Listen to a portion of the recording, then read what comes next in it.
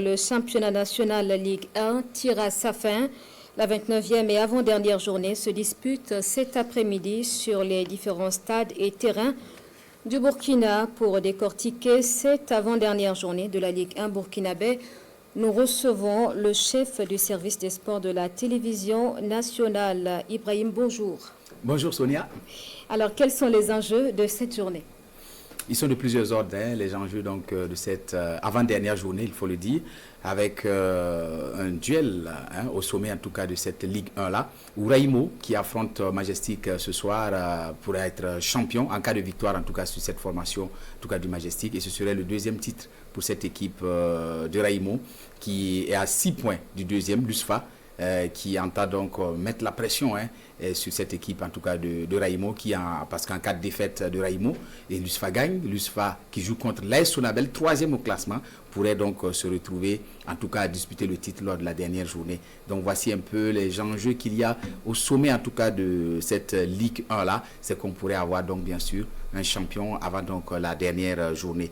Dans le bas du tableau là, c'est carrément le feu parce qu'il y a 6 clubs qui sont encore menacés de relégation. Si vous prenez à partir de la 11e place, c'est-à-dire Vitesse, le RCK, l'EFO, Salitas, l'USCO de Banfora, l'ASEC de Koudougou sont donc dans l'œil en tout cas du cyclone, on va le dire ainsi, pour tomber donc en deuxième division, et qui parle de l'Étoile filante de Ouagadougou, l'un des clubs les plus populaires de la capitale, qui est menacé en tout cas de relégation. Vous avez le RCK également, qui est un vieux de la vieille, et à côté il y a un centre de formation Vitesse qui est également menacé, l'USCO de Banfora qui était revenu seulement l'année dernière en première division et qui est déjà dans le rouge, et l'ASEC de Koudougou, véritablement plongé dans une crise depuis le début du championnat et qui n'arrive pas à s'en sortir. Du reste, l'ASEC qui a viré son entraîneur, tout comme le Racing de Bobo du Lasso, pour vous dire donc que c'est chaud bouillant, et cette journée-là pourrait être en tout cas décisive, parce qu'au tableau donc du programme, vous avez AS Sonabel USFA, c'est-à-dire le deuxième et le troisième qui s'affrontent. RCB ASEC, ça c'est des équipes en difficulté qui sont menacées de relégation, l'ASEC déjà dernière.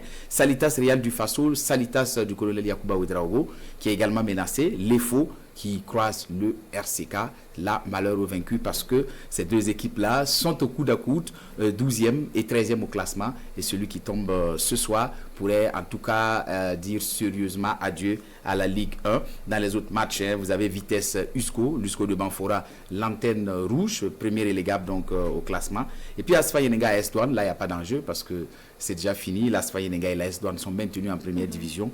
Et puis Sporting ASFB également sans enjeu pour cette 29e journée pour la fin du championnat. Et pour la deuxième place, Ibrahim Diallo, qu'en est-il de l'enjeu? Quel enjeu autour de cette deuxième place? L'enjeu est que Raimo est en course pour le titre, pour être champion comme je l'ai dit. Mais Raimo est également finaliste de la Coupe du Faso. Et si Raimo remporte et le championnat et la Coupe du Faso, la deuxième place du championnat devient importante parce que c'est le deuxième du championnat qui serait le deuxième représentant burkinabé en campagne africaine, c'est-à-dire en Coupe des Confédérations.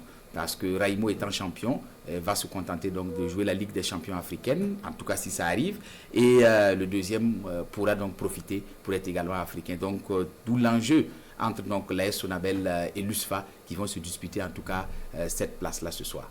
Et Ibrahim, vous avez certainement à nous faire comprendre certaines choses concernant ces clubs dits traditionnels comme les FO, le RCK, la SEC, donc pour ne citer que cela. Alors, ce sont des clubs aujourd'hui qui ont clairement manqué le train du changement dans le management, le train du changement dans la gouvernance, et qui amène en tout cas aujourd'hui à voir ces clubs-là être en grande difficulté. Vous savez, en Ligue 2, une équipe comme l'Union sportive du Yatenga est tombée en 3e division. Une équipe comme le Canon du Sud, qui ont fait les beaux jours de la Ligue 1 et qui ont été relégués en Ligue 2 depuis quelques années, sont tombés en 3e division. C'est pour vous dire que petit à petit, les clubs en tout cas qui ont été créés avec des bases sociales, qui étaient quand même les fleurons en tout cas en termes d'équipe de football au Burkina Faso, sont en train d'être relégués par les centres de formation, par les académies qui ont apporté une autre manière donc de s'organiser et qui arrivent à engranger c'est vrai, des ressources, à vendre des joueurs et puis donc à se restructurer et pouvoir être assez compétitif. Aujourd'hui, quand vous regardez les faux, l'Asfa Yenega, Lusco, ça ne vole pas très haut parce qu'en termes d'organisation, ils n'arrivent pas à aller chercher plus que ce qu'ils faisaient avant. Or, les choses ont changé. Il y a plus de compétitivité, il y a plus de centres de formation qui apportent quelque chose de nouveau et avec beaucoup plus de professionnalisme.